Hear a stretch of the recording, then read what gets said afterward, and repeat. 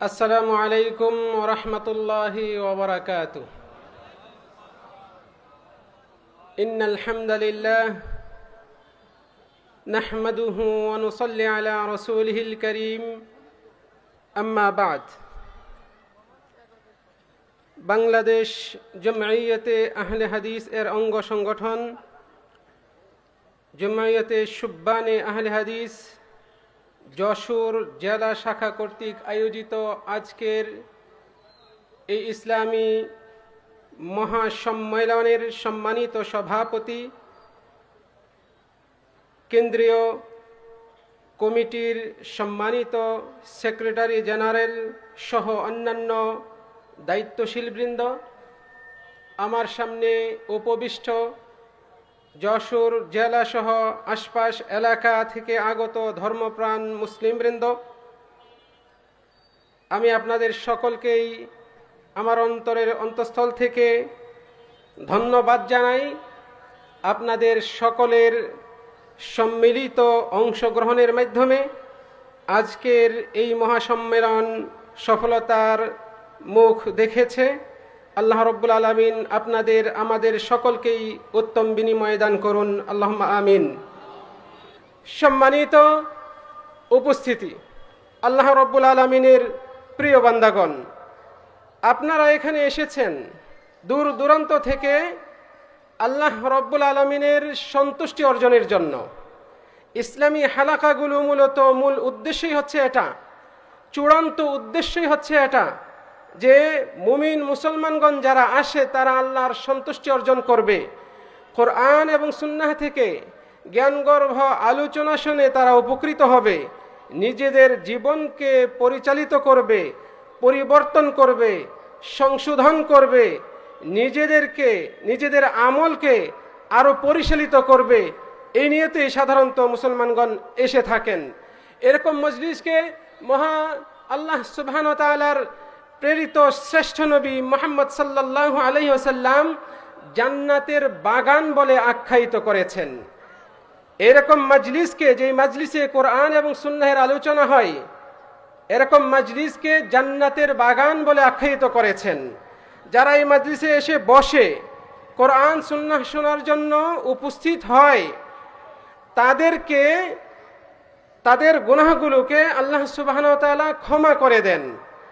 আর যারা এই উদ্দেশ্যে আসে না, কিন্তু আশপাশ দিয়ে চলছে যাচ্ছে, কিন্তু যখন দেখছে যে এখানে কোরআন হাদিসের দার্স হচ্ছে, মাহফিল হচ্ছে, আমি একটু বসি, আমি একটু দাঁড়িয়ে শুনি, তো এই জন্য যারা আসে একটু সময়ের জন্য বসে, রাসূল সাল্লাল্লাহু আলাইহি ওয়াসাল্লাম বলছেন, হুমুল জুলাসা লা ইয়াশকা জালিসুহুম, এরা এমন মজলিসের উপস্থিত ব্যক্তিবর্গ যাদের পাশে এসে অন্য কেউ এসে বসে তারাও দুর্ভাগ্যবান হয় না, তারাও সওয়াব থেকে বঞ্চিত হয় না।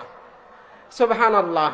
তো এইরকম মজলিসে আপনারা উপস্থিত হয়েছেন যেখানে আপনাদের গুনাহ ক্ষমা হয়, সম্মান বৃদ্ধি হয়, আপনাদেরকে দেখে যারা এখানে উপস্থিত হয় তাদেরকেও আল্লাহ রব্বুল আলামিন সম্মানিত করেন, গুনাহ থেকে মুক্ত করেন। আলহামদুলিল্লাহ। সম্মানিত দিনী ভাইরা, আমার আজকের আলোচ্য বিষয় অশ্লীলতা প্রসারের ভয়াবহতা। আল্লাহ রব্বুল আলামিনের বিশেষ দয়া ও অনুগ্রহ যে আমরা ইসলাম ধর্ম পেয়েছি। ইসলাম এমন একটি ধর্ম যা কেবলই পবিত্রতা, পরিশুদ্ধতা, অন্যায় থেকে মুক্ত হওয়া, এগুলোর প্রতি আহ্বান করে। ইসলাম অশ্লীলতাকে নিষিদ্ধ করেছে, হারাম করেছে। ফলে ইসলামের যারা অনুসারী তারা যেন পরিশুদ্ধ থাকে, পবিত্র থাকে, অন্যায় ও পাপ মুক্ত থাকে, এই জন্য ইসলামের যত বড় বড় বিধান রয়েছে এগুলো সবগুলোর অন্যতম ফায়দা হিসেবে এই বিষয়টিকে রেখেছে যে তারা যেন অন্যায়, অশ্লীলতা, পাপ, পঙ্কিলতা থেকে মুক্ত থাকতে পারে। এজন্যই যখন একজন ব্যক্তি কালেমা পাঠ করে মুসলিম হয়, ইসলামে প্রবেশ করে, সাথে সাথেই সেই ব্যক্তির পূর্বের যত গুনাহ ছিল, ছোট বড়, জেনে বুঝে যা কিছু করেছে, সব গুনাহকে মোচন করে দেওয়া হয়। সুবহানাল্লাহ। ইসলামের 5টা রুকন, যেই 5টা রুকনের কোনো একটিকে কোনো ব্যক্তি যদি না মানে, অস্বীকার করে, সে মুসলিম থাকে না। তো এই 5টা রুকনের প্রত্যেকটা রুকনই মুসলিমকে, ইসলামের এই অনুসারীকে পরিশুদ্ধ রাখে, অশ্লীলতা থেকে পরিত্রাণ দেয়। তো প্রথমটার কথা বললাম যে ইসলাম গ্রহণের সাথে সাথে ব্যক্তি জীবনের যত পঙ্কিলতা ছিল সেগুলো থেকে পবিত্র হয়ে যায়, আর সাথে সাথে তার উপর আবশ্যক হয়ে যায় যে সে অন্যায় অশ্লীলতায় জড়িত হবে না, সে হারাম পরিহার করবে, পাপ পরিহার করে চলবে। যেগুলোকে আল্লাহ তাআলা অপছন্দ করেন সেগুলোকে সে অপছন্দ করবে, যেগুলোকে আল্লাহ তাআলা পছন্দ করেন সেগুলোই তার পছন্দনীয় হবে। ইসলামের দ্বিতীয় রকম হচ্ছে সালাহ, নামাজ। যেই নামাজ না পড়লে কোনো ব্যক্তি মুসলিম থাকে না। সে যদিও হজ করে, যদিও রোজা রাখে, যদিও দান সৎকা করে, যদিও সে সত্য কথা বলে, কিন্তু নামাজ পড়ে না। এই বেনামাজি যে একেবারেই নামাজ পড়ে না, এমন ব্যক্তি কিন্তু মুসলিম থাকে না। তো এই নামাজ একজন মুসলিমের অবিচ্ছেদ্য অংশ। নামাজ এর একটা মহান লক্ষ্য হচ্ছে যে একজন মুসলিমকে, নামাজিকে অশ্লীলতা থেকে মুক্ত রাখা। আল্লাহ তাআলা বলছেন, ওয়া আকিমিস সালাহ, তুমি সালাত কায়েম করো। ইন্নাস সালাতা তানহা আনিল ফাহশাই ওয়াল মুনকার, নিশ্চয়ই সালাত ফাহিশা ও নেক্কারজনক কাজ থেকে বিরত রাখে। তাহলে সালাত দ্বারা উদ্দেশ্য হচ্ছে অন্যায় অশ্লীলতা থেকে পবিত্র রাখা একজন মুসলিমকে। অনুরূপভাবে ইসলামের আরেকটি রকম হচ্ছে যাকাত। এই যাকাত, এটারও উদ্দেশ্য হচ্ছে একজন মুসলিমকে অন্যায় অশ্লীলতা পাপ পঙ্কিলতা থেকে পবিত্র করা। খুয মিন আমওয়ালিহিম সাদাকাতান তুতাহহিরুহুম ওয়া তুযাক্কিহিম, আল্লাহ রাব্বুল আলামিন এখানে বলেছেন। এছাড়াও বিভিন্ন হাদিস থেকে এর ইঙ্গিত পাওয়া যায়। অনুরূপভাবে আরেকটা রকম হচ্ছে সিয়াম, রোজা। এই রোজার লক্ষ্য হচ্ছে ব্যক্তিকে, সিয়াম পালনকারীকে অন্যায় অশ্লীলতা থেকে মুক্ত রাখা। তাই তো আমাদের নবী মুহাম্মদ সাল্লাল্লাহু আলাইহি ওয়াসাল্লাম বলেছেন যে ব্যক্তি মান লাম ইয়াদা কাওলা যুর ওয়াল আমালা বিহি, যে ব্যক্তি মিথ্যা কথা, মিথ্যা কর্ম পরিহার করতে পারলো না, সেই ব্যক্তির সকাল সন্ধ্যা না খেয়ে উপোস থাকার কোনো প্রয়োজনীয়তা নাই, কোনো লাভ নাই। আপনি সকাল থেকে সন্ধ্যা পর্যন্ত না খেয়ে থাকবেন রোজা করার নাম করে, এতে কোনো লাভ নেই, আল্লাহর কাছে আর কোনো প্রয়োজনীয়তাই নাই যদি আপনি মিথ্যা পরিহার করতে না পারেন। ফলে এর মাধ্যমে একজন ব্যক্তিকে, সিয়ামের মাধ্যমে একজন ব্যক্তিকে, সিয়াম পালনকারীকে পরিশুদ্ধ করা, অন্যায় অশ্লীলতা থেকে পাপ থেকে পবিত্র রাখা উদ্দেশ্য। সম্মানিত দিনী ভাইয়েরা, আরেকটি রকম হচ্ছে ইসলামের হজ, পঞ্চম রকম হজ। এই হজ্জের মহান লক্ষ্য হচ্ছে এটা, যিনি হজ পালন করবেন তিনি অন্যায় অশ্লীলতা থেকে পবিত্র থাকবেন। তাই তো আল্লাহ রাব্বুল আলামিন বলছেন, ফামান ফারাদা ফীহিন্নাল হজ্জা ফালা রাফাথা ওয়ালা ফুসুকা ওয়ালা জিদালা ফিল হজ্জ। যে ব্যক্তি এই মাসে হজ্জের মৌসুমে হজ করার নিয়ত করলো, কাজেই সেই ব্যক্তির কোনো অশ্লীল কাজ চলবে না, ফাসিকি কাজ, গুনাহের কাজ চলবে না, হজ্জের সময় ঝগড়াঝাটি চলবে না। আল্লাহ রাব্বুল আলামিন এইভাবে বলেছেন। কাজে যে ব্যক্তি হজ করার মনস্থির করে, সেই ব্যক্তির অশ্লীল পাপের কাজ, ঝগড়াঝাটি এগুলো কোনোটাই চলবে না। আমাদের নবী মুহাম্মদ সাল্লাল্লাহু আলাইহি ওয়াসাল্লাম বলেছেন, মান হাজ্জা লিল্লাহ ফালাম ইয়ারফুস ওয়ালাম ইয়াফসুক রাজাআ কায়াউমিন ওয়ালাদাতহু উম্মুহ। যে ব্যক্তি হজ করলো আল্লাহর ওয়াস্তে এবং হজ করতে এসে ফাসিকি কাজ করে নাই, ফাহিশা কাজ করে নাই, অন্যায় কাজে জড়িত হয় নাই, ঝগড়াঝাটি করে নাই, সে নিষ্পাপ শিশু সন্তানের ন্যায় হজ সম্পাদন করে পবিত্র হয়ে ফিরে আসবে। সুবহানাল্লাহ। প্রিয় দিনী ভাইরা, এই যে 5টা রুকন থেকে আমরা জানতে পারলাম, এগুলোর দ্বারা উদ্দেশ্য হচ্ছে ব্যক্তিকে অশ্লীলতা মুক্ত রাখা, পবিত্র রাখা। বস্তুত ইসলামের বিধান এমনভাবে আল্লাহ রাব্বুল আলামিন দিয়েছেন যে একজন মুসলিম ব্যক্তি অশ্লীলতা মুক্ত থাকবে, অন্যায় ও পাপের কাজকে ঘৃণা করে চলবে। কিন্তু অত্যন্ত পরিতাপের বিষয়, আমাদের সমাজে, মুসলিম সমাজে এমন কিছু মানুষ রয়েছে যারা এই সমাজে অন্যায় অশ্লীলতাকে আমদানি করতে উঠে পড়ে লেগেছে। এবং এই প্রবণতা বহু যুগ আগে থেকেই শুরু হয়েছে এবং সেই দৃষ্টিকোণ থেকে আমাদের সমাজে নানান দিক থেকে অশ্লীলতা সয়লাভ হয়ে আছে। এরা প্রকৃতপক্ষে সমাজের বিরোধী, এরা রাষ্ট্রের বিরোধী, এরা জনগণের বিরোধী, মুসলিম মিল্লাতের বিরোধী। এরা মুসলিম সমাজের সাথে প্রতারণা করছে, ধোঁকা দিচ্ছে এবং তারা তাদের কর্ম, তাদের পেশা এগুলোর মাধ্যমে অন্যায় ও অশ্লীলতাকে ছড়িয়ে দিচ্ছে। সম্মানিত দিনী ভাইয়েরা, অথচ আল্লাহ সুবহানাহু ওয়া তাআলা এই কর্মটিকে অত্যন্ত ঘৃণিতভাবে প্রত্যাখ্যান করেছেন এবং মুসলিমদেরকে এই ব্যাপারে সতর্ক করেছেন। তিনি বলছেন, ইন্নাল্লাযীনা ইউহিব্বুনা আন তাশিআল ফাহিশাতু ফিল্লাযীনা আমানু লাহুম আযাবুন আলীমুন ফিদ দুনিয়া ওয়াল আখিরাহ। নিশ্চয়ই যারা মুমিন মুসলমানদের মাঝে অশ্লীলতার প্রসার করাকে পছন্দ করে তাদের জন্য দুনিয়া ও আখিরাতে কঠিন শাস্তি রয়েছে, যন্ত্রণাদায়ক শাস্তি রয়েছে। আল্লাহ তাআলা বলছেন, যারা মুমিন মুসলমানদের মাঝে অশ্লীলতার প্রচার করাকে পছন্দ করে তাদের জন্য দুনিয়াতে কঠিন শাস্তি রয়েছে, আখিরাতেও তাদের জন্য কঠিন শাস্তি রয়েছে। শুধু পছন্দ করে এতেই আল্লাহ রাব্বুল আলামিন শাস্তি ঘোষণা করেছেন। তবে যারা এই কাজটি নিজেরা করে, অশ্লীল কাজ করে বেড়ায়, বেহায়াপনা বেলেল্লাপনা করে বেড়ায়, তাদের ব্যাপারে আল্লাহর বিধান কত কঠিন হতে পারে এটা সহজেই অনুমেয়। আল্লাহ রাব্বুল আলামিন এখানে বলেছেন যে দুনিয়া ও আখিরাতে তাদের জন্য কঠিন শাস্তি রয়েছে। দুনিয়ায় শাস্তি তো আমরা দেখি না, আমরা তো মনে করি শাস্তি মানেই হলো ব্যক্তি অ্যাক্সিডেন্ট হয়ে ক্ষতিগ্রস্ত হওয়া অথবা তার ধন সম্পদ ধ্বংস হয়ে যাওয়া, কোনো বিপদে পড়া, সমস্যায় পড়া, এগুলোকে আমরা মনে করি দুনিয়াবি শাস্তি। কিন্তু এই কথাটা সত্য নয়। দুনিয়াবি শাস্তি আল্লাহ রাব্বুল আলামিন ব্যক্তিকে বাহ্যিক নিয়ামত দেওয়ার মাধ্যমেও করে থাকেন।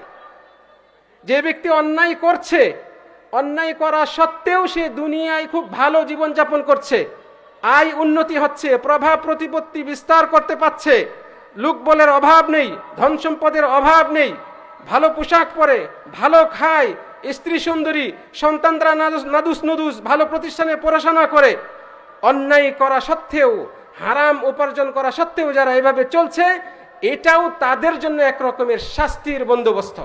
রাসূলুল্লাহ সাল্লাল্লাহু আলাইহি ওয়াসাল্লাম বলছেন, তুমি যখন দেখবে ইযা রাআইতা আবদান, যখন তুমি কোনো বান্দাকে দেখবে যে সে অন্যায়ে জড়িত হওয়া সত্ত্বেও দুনিয়াতে তার পছন্দনীয় জিনিস পাচ্ছেন, আল্লাহ তাআলা তাকে দিচ্ছে, ফাআলাম, তাহলে তুমি জেনে রাখো ইন আন্নাহা ইস্তিদরাজ, আল্লাহর পক্ষ থেকে তাকে ধীরে ধীরে পাকড়াও করার ব্যবস্থা এটা।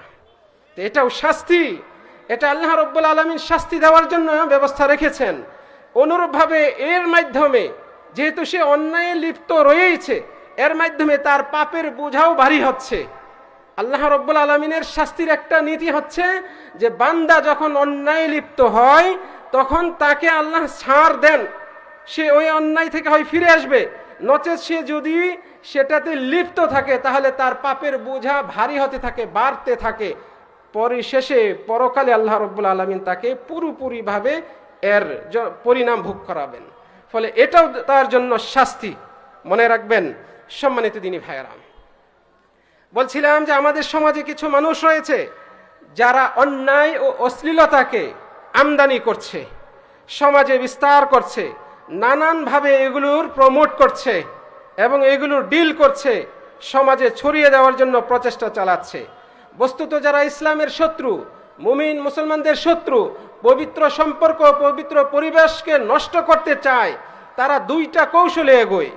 এই দুই কৌশলের অন্যতম হচ্ছে যে তারা প্রথমে মুমিন মুসলমানদের, বিশেষ করে যুব সমাজকে টার্গেট করে তাদের মস্তিষ্কে বিকৃতি ঘটায়, তাদের মস্তিষ্কে ইসলাম সম্পর্কে, ইসলামী মূল্যবোধ সম্পর্কে সন্দেহ সংশয় প্রবেশ করায়।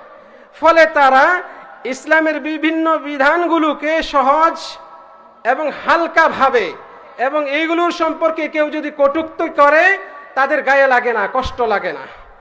তারা বরং ওই রকম যারা অন্যায়ভাবে ইসলামকে নিয়ে কটূক্তি করে তাদের পক্ষ হয়ে দাঁড়ায়।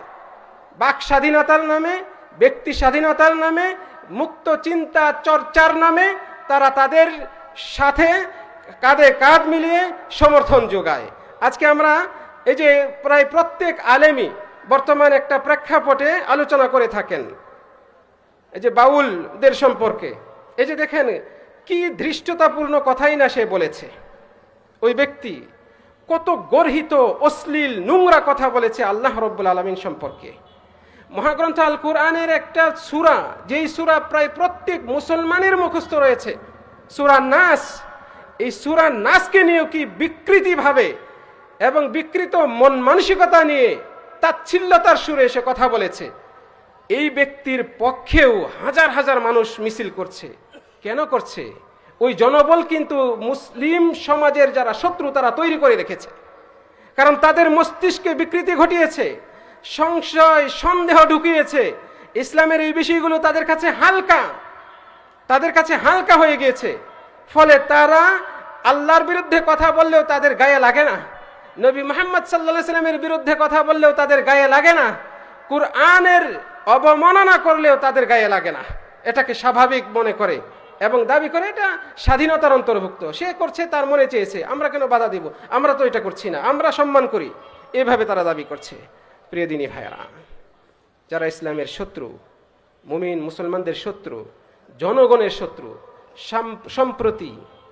সম্প্রীতি, ভালোবাসা, সৌহার্দ্যপূর্ণ সম্পর্কের যারা শত্রু, তাদের দ্বিতীয় আরেকটি কৌশল হচ্ছে যে সমাজে, মুসলিম সমাজে অশ্লীলতাকে ছড়িয়ে দাও। নৈতিকতা, মূল্যবোধ, উত্তম গুণাবলী এগুলো যেন তাদের কাছে গৌণ হয়, এগুলো যেন তাদের কাছে একেবারে হালকা হয়ে যায় এবং আধুনিকতার নামে অশ্লীলতা যেন তাদের কাছে ফ্যাশন হয়ে দাঁড়ায়। ফলে তারা নানান কৌশলে এই বিষয়টি আমাদের সমাজে ঢুকিয়েছে, যার ফলে আমাদের সমাজের যুবক যুবতীরা, এমনকি যারা প্রবীণ অবস্থায় পৌঁছেছে, বার্ধক্যেও পৌঁছেছে, তারাও, এমনকি উঠতি বয়সী কোমলমতি ছাত্র ছাত্রী, ছোট ছোট কিশোর কিশোরীরাও এই অশ্লীলতায় জড়িত হয়ে পড়েছে। সম্মানিত দিনী ভাইরা, এগুলোর নমুনা যদি উল্লেখ করি তাহলে অনেক হবে, সময়ও অত্যন্ত সংক্ষিপ্ত। বলছিলাম যে এই অশ্লীলতা আমাদের সমাজকে ছেয়ে নিয়েছে, আমাদের সমাজে সয়লাভ হয়ে আছে। অশ্লীলতা যারা প্রমোট করছে তাদের ভয় করা উচিত, এই জগৎটাই চূড়ান্ত জগৎ নয় এবং তাদের জন্য এক চূড়ান্ত ভবিষ্যৎ অপেক্ষা করছে, যেখানে এগুলোর জন্য জবাবদিহিতার সম্মুখীন হবে। আমরা যারা তাদের প্রচার ও প্রসারণায় আমরা গা ভাসিয়ে দিচ্ছি এবং ক্ষণিক লাভের জন্য, ক্ষণিক ভোগের জন্য আমরা অন্যায় ও অশ্লীলতায় জড়িত হচ্ছি, আমাদেরও সতর্ক হওয়া উচিত।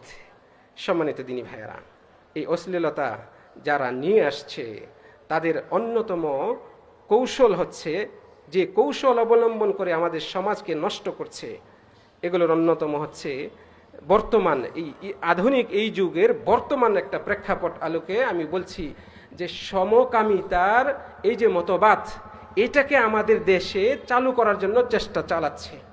সমকামিতা তো আমরা জানি, অনেকে হয়তো জানি, সমকামিতা হচ্ছে পুরুষে পুরুষে বিবাহ করা বা ওই অবৈধ সম্পর্কে লিপ্ত হওয়া। নাউজুবিল্লাহি মিন যালিক। এটা কত নিকৃষ্ট একটা জিনিস, এটা অশ্লীলতার একেবারে চূড়ান্ত সীমা ছাড়িয়ে যায়।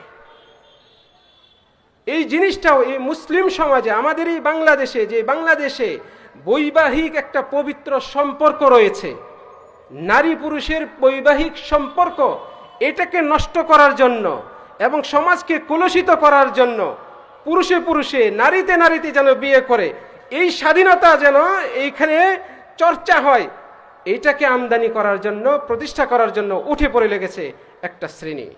সম্মানিত দিনী ভাইরা, আল্লাহ রাব্বুল আলামিন বলছেন, যারা মুসলিমদের মধ্যে, মুমিনদের মধ্যে অশ্লীলতাকে ছড়িয়ে যাওয়াকে পছন্দ করে, তাদের জন্য দুনিয়া ও আখেরাতে যন্ত্রণাদায়ক শাস্তি রয়েছে। আর যারা এই কাজটা করছে তাদের কি শাস্তি হতে পারে? প্রিয় দিনী ভাইয়েরা, আমাদের পূর্বসূরীদের মধ্যে অন্যতম একজন আবু সাহাল আস-সাআলুকি 1100 বছর আগে তিনি ভবিষ্যৎবাণী করেছিলেন।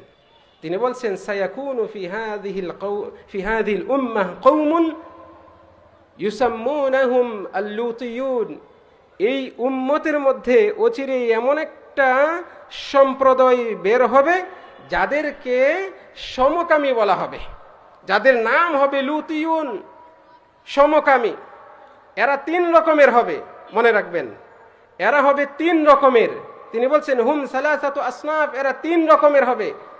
সিনফুন ইয়ানজুরুন, এক প্রকারের সমকামী হবে যারা ওই দৃশ্যগুলো দেখবে, মোবাইলে দেখবে, বিভিন্ন মাধ্যমে দেখবে। ওয়াসিনফুন ইউসাফিহুন ইয়াতাসাফাহুন, আরেক দল হবে যারা এটাকে ডিল করবে, এইভাবে চুক্তিবদ্ধভাবে এগুলোকে নিয়ে আসবে, সমর্থন করবে, তোমরা এটা করো, আমরা এটা প্রচার করব, এত টাকা পাবে, এইভাবে চুক্তি করবে, ডিল করবে, আমদানি করবে। ওয়াকাউমুন ওয়াসিনফুন, আরেক দল হবে যারা এই নিকৃষ্ট কাজ সরাসরি নিজেরা করবে। ফলে এটার অ্যাক্টর থাকবে, এটার প্রডিউসার থাকবে এবং এটার জন্য খরিদ্দারও থাকবে। এই 3 শ্রেণীর মানুষ হবে। আজ আমরা বাস্তবে সেই জিনিসটা দেখতে পাচ্ছি। সম্মানিত দিনী ভাইরা, এটা কোনো সভ্য সমাজে থাকতে পারে না। আল্লাহ রাব্বুল আলামিন আমাদেরকে যে প্রকৃতি দিয়েছেন, যে স্বভাব দিয়েছেন, এটা স্বভাব বিরুদ্ধ এবং এটা শরীয়ত বিরুদ্ধ একটি কাজ। অতএব আমাদের সমাজে এই বিষয়টি যেন না আসে। আমাদের দেশের সরকার এবং স্থানীয় যারা প্রতিনিধি রয়েছেন তারা এই বিষয়ে অবশ্যই ব্যবস্থা নেবেন। কোনোভাবেই যেন এরা মাথাচাড়া দিয়ে এই সমাজে এই বিষয়টিকে কোনোভাবেই প্রতিষ্ঠা করতে না পারে। আমরা নিজেরাও প্রত্যেক মুসলিম নিজ নিজ অবস্থান থেকে এই বিষয়টিকে ঘৃণা করব এবং অবশ্যই এর প্রতিবাদ করব। সম্মানিত দিনী ভাইরা, যারা অন্যায় ও অশ্লীলতাকে নিয়ে আসে তারা যেমন এর জন্য পাপ তাদের আমলনামায় লিপিবদ্ধ হবে এবং শাস্তিযোগ্য অপরাধে তারা অপরাধী হিসেবে বিবেচিত হবে, অনুরূপভাবে এদের প্ররোচনায় যারা গুমরাহ হবে, যারা এই ধরনের কাজে লিপ্ত হবে, অন্যায় জড়িত হবে, তাদের অপরাধের শাস্তিও যেমন হবে, ঠিক এদের যে পাপ, তার এই পাপের একটা অংশ এদের উপর এসে পড়বে। অর্থাৎ বলতে চাচ্ছি, যারা এই কাজ করে, অশ্লীলতা ছড়ায়, এরা তো পাপী হবেই, তাদের দেখে যারা উদ্বুদ্ধ হয় এদের পাপের একটা অংশও এদের আমল নামায় যুক্ত হবে। স্বয়ং আল্লাহ রাব্বুল আলামিন কুরআন মাজিদে এই কথাটি বলেছেন। অতএব আমরা সতর্ক হই এবং আমাদের সমাজে যে সমস্ত অন্যায় ও অশ্লীলতা রয়েছে সেগুলোর বিরুদ্ধে আমরা সোচ্চার হই। আমাদের সমাজে যে সমস্ত অশ্লীলতা সরিয়ে যাচ্ছে, যেগুলোর মাধ্যমে সেগুলোর অন্যতম হচ্ছে নারী পুরুষ ছেলে মেয়েদের অবাধ মেলামেশা। কলেজ ভার্সিটিতে বিশেষ করে এই দৃশ্যটি দৃশ্যমান হয়, একেবারে সহজেই এটা আমরা দেখতে পাই এবং এর মাধ্যমে এই অশ্লীলতা আরও বেশি ছড়াচ্ছে। অতএব আমরা সতর্ক হই। আল্লাহ রাব্বুল আলামিন আমাদেরকে সঠিক বুঝদান করুন এবং অন্যায় ও অশ্লীলতা থেকে আমরা নিজেরা মুক্ত থাকার চেষ্টা করি। রব্বুল আলামিন আমাদেরকে তৌফিক দান করুন। অন্যায়কে না বলি, অশ্লীলতাকে না বলি এবং হারাম অপকর্মকে না বলি। আল্লাহ রব্বুল আলামিন আমাদেরকে তৌফিক দান করুন। রব্বুল আলামিনের কাছে সর্বশেষ কামনা করি, আজকের এই আয়োজনে যারা নানান দিক থেকে অংশগ্রহণ করেছেন, রব্বুল আলামিন তাদের সকলকে উত্তম বিনিময় দান করুন এবং আমাদের এই আয়োজন, এই মহাসম্মেলনকে আল্লাহ রব্বুল আলামিন কবুল করে নিন। এর সুফল আল্লাহ রব্বুল আলামিন এই এলাকার প্রতিটা ঘরে ঘরে পৌঁছে দিন, এই কামনা রেখে আমার আলোচনা শেষ করছি। ওমা আলাইনা ইল্লাল বালাগ। আসসালামু আলাইকুম ওয়া রাহমাতুল্লাহি ওয়া বারাকাতুহু।